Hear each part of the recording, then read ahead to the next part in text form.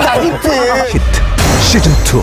There's a rematch in the Ace match. Whatever happened in the previous match usually repeats itself, and we've seen this time and time again in Pro League. Happened yesterday. It's not that crazy to imagine that someone who won earlier would win again, and that's kind of like something it's just this weird abstract idea. But I mean, there's like reasoning to back it up as to why it happens, and that's one of the reasons why I personally would not like to see Super play against Zest. I'd like to see someone else, give it a shot. So yeah, maybe it would be curious if it got down to it. Maybe your original thought was correct, because I don't think aLive is favored there. I think it would take a loss. Super is like kind of but curious is like, oh my God, someone just broke their chair. That happens from time to time here at Pro League as well. I mean, he's like not even overweight. I don't know. The chair just wasn't doing its job. I think he just sat down at a funny angle and it like slipped out from under him, and the leg just couldn't handle it. Yeah, happens sometimes. That chair is fired, man. Yeah. His friend is like dying laughing. He's like on the floor. Anyway, we're gonna jump into game number 4. Losira versus aLive. Losira, he did take his first win of the 2016 season of Pro League. Just a couple of weeks ago, I believe. Now you might be wondering why these two have so much history together. It's because they're two ESF players from the old times before Caspa, long before you were born. Long time ago. This was the beginning of Starcraft 2. There was a lot of times these guys would hit each other, especially because they were not on the same team. Taste. The base Taste. He doesn't care about what the rest of us are doing. This is the first time we haven't had a 7-0 too. He's going to be the only one that does vote for Losira here. aLive, you can tell he's feeling the pressure. It's all up to him, man. Yeah, we're going to go into game number 4, aLive versus Losira.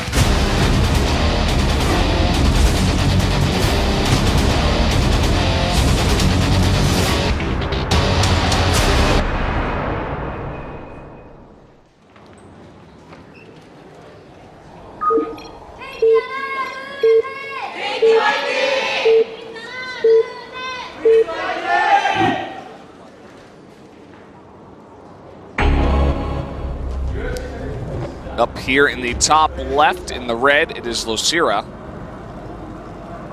And to the bottom right in purple, it is aLive. I'm actually, to be honest, a bit surprised the vote was so one-sided for aLive. I have a lot of confidence in him, but no one really has for a long time on the Korean side of the casters, I feel. And I think, to be totally honest, to be totally real with all of you out there, obviously the Korean commentators were focused on Brood War. In fact, Kanata was playing Brood War for many, many years, even in like somewhat contemporary Brood War. So I don't know if they really know aLive's history and know how good he can be at his full potential. And for a while, no one was really having faith, but finally, he gets the respect of the Korean commentators here in this vote. We've actually seen these two, now that I think about it, play against each other multiple times in Pro League. As more people are talking about Zest's birthday, I'm like, yeah, you had your time. But applause. You must clap. Anyway, like, continue. The last game I can remember between these two specifically was on a map. It was not Neoplanet S, but it was a map that was like that. I can't remember which one it was, but it was like Losira did a Roach All-In and aLive did a Marauder Hellion timing, and it was like they just collided in the middle map with these two All-Ins. And that was back in the time where both players were doing very poorly on their respective teams. But now I feel like they're both really on the rise, and we're going to see a more normal game here between the two of them. No like crazy all-in versus all-in, cheesy, who knows what's going to happen, two Rams smashing their heads together in the middle of the map kind of build. Yeah, at least not yet. We'll see if Losira wants to turn up the heat here in a bit. He has been known to be one of those players that can get very aggressive. He's known for his, sitting up real close to the monitor, leaning in, looking very scary, and also his very high APM, his fast hands. Yeah. So, a very, very fun player to watch for sure. He is getting speed already. Not a crazy thing to see this early on, but he's not going to play this super grid. He's also committing to 6 Lings, which is kind of the norm on a 2-player map, just because the Reaper is going to be there. And sometimes you can shut it down right at the beginning. If you have 6 and you get him on creep, not going to happen though. The grenade makes it a lot tougher to kill the Reaper as well. Saves both drones for now. Looks like he will get a link kill. Not even. Both players controlling this incredibly well. Finally gets that Ling. Yep, and all the fun is stopped once Mama Queen comes out of the hatch and says, knock it off. No more Reapers jumping on the bed. So, the Overlord's going to get pushed away, but it won't matter in a little while here. If when the nice catch! Wow, very nicely done. Before speed, that is very hard to pull off. This Overlord, if killed, can't scout the main base as easily, but with 2 Overlords still alive and the Overlord speed that Losira commits to, he should be able to get a full scout of that 3rd base, despite the fact that aLive wanted to keep it a secret.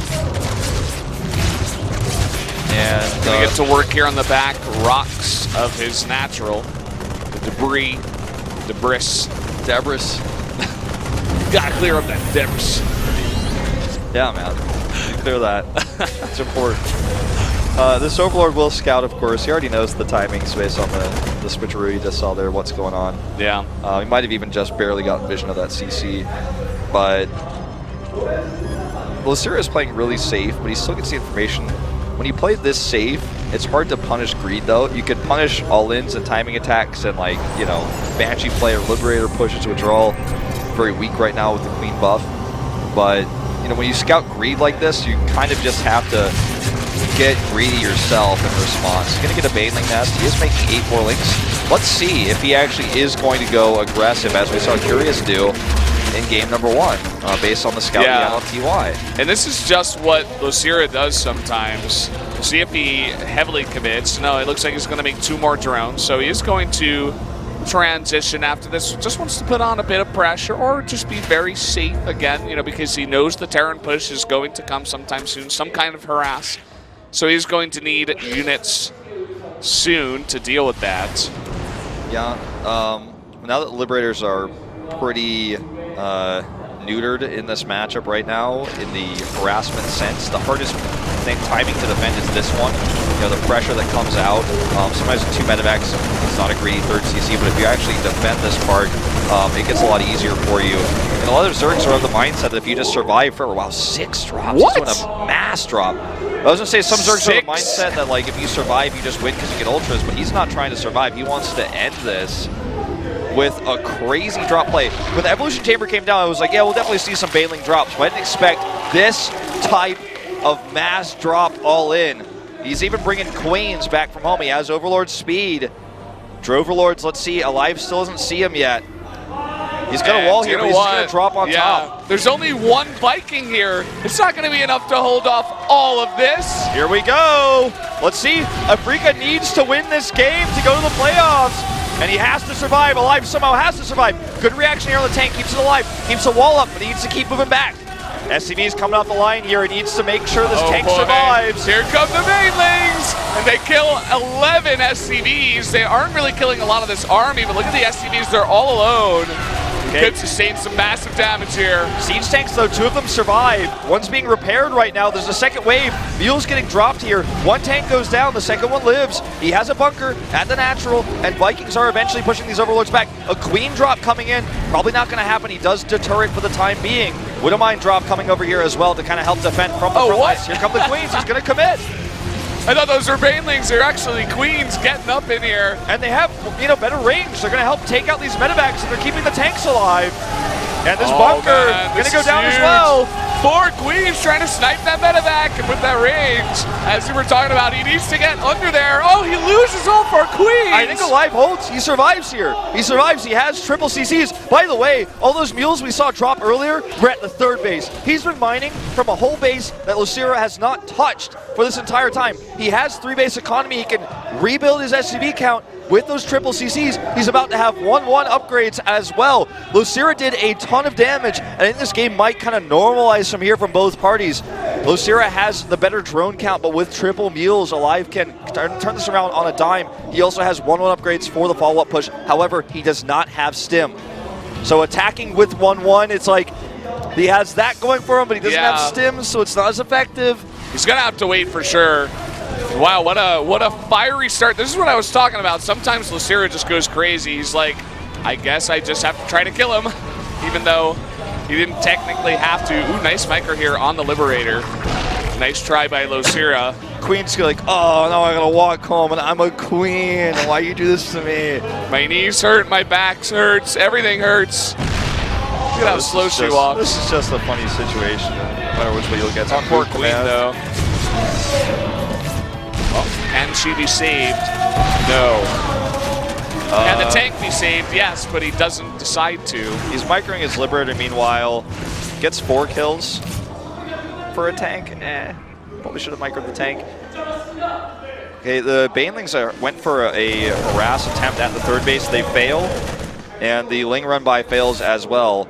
Losira doesn't know. He can't know for sure that Stim isn't done. If he did, he might be a little bit more aggressive here with the Lings he had on the map, but instead he kind of tried to do a run by that, failed. He's going to target this Overlord down because he probably thinks there's Banes in it because it's a Overlord, but it's not.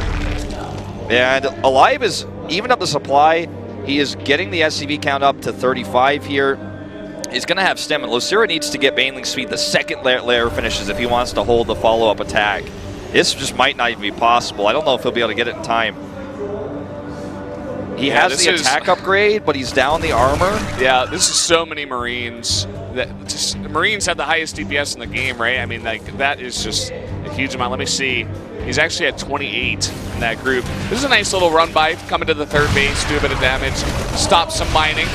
With the bunker here, though, it's not going to be worth it at the end of the day. It stops mining, as you mentioned, but it's not going to stop this push. Baneling speed is on the way, and he did destroy these rocks. He just needs to somehow buy time to get that Baneling speed out, or to get enough Banelings to hold this off. There's no combat shields either, which is more important, really, than the +1 armor that aLive has. He may be able to hold this off with good Baneling connects. It's going to be really, really hard, though. He's only got 9 Banelings, and they're slow. Here we go, trying to run in. Nice focus fire. He kills all the Banelings and everything in front of it. And it looks like aLive is going to take this game. Down go the Queens. GG! Afreeca bringing it to the ace match here, keeping their chances alive.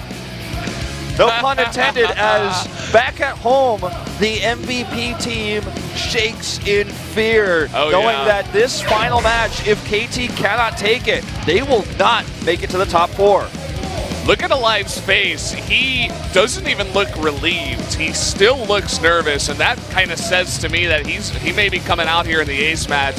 Losira, the second he lost that game, the second he GG'd, he threw off his headset. He wanted that win really badly, and he was so close. He did so much damage to the SCVs in particular, but it just wasn't enough. He couldn't kill the siege tanks. His Queen Overlord drop was a great idea, but it came, I feel, a little bit too late, and he didn't drop it off quickly enough. The siege tanks really saved aLive there, as well as his quick decision-making, his very excellent micro. And beyond all of that, the mule drops at the third base. That third base that he landed and he just kept mining with mules and a few SCVs. That kept his economy up to keep making units to hold off the push, to get those extra Vikings out. He sniped the Overlord that had the 4 Queens. That was also a huge moment. Huge.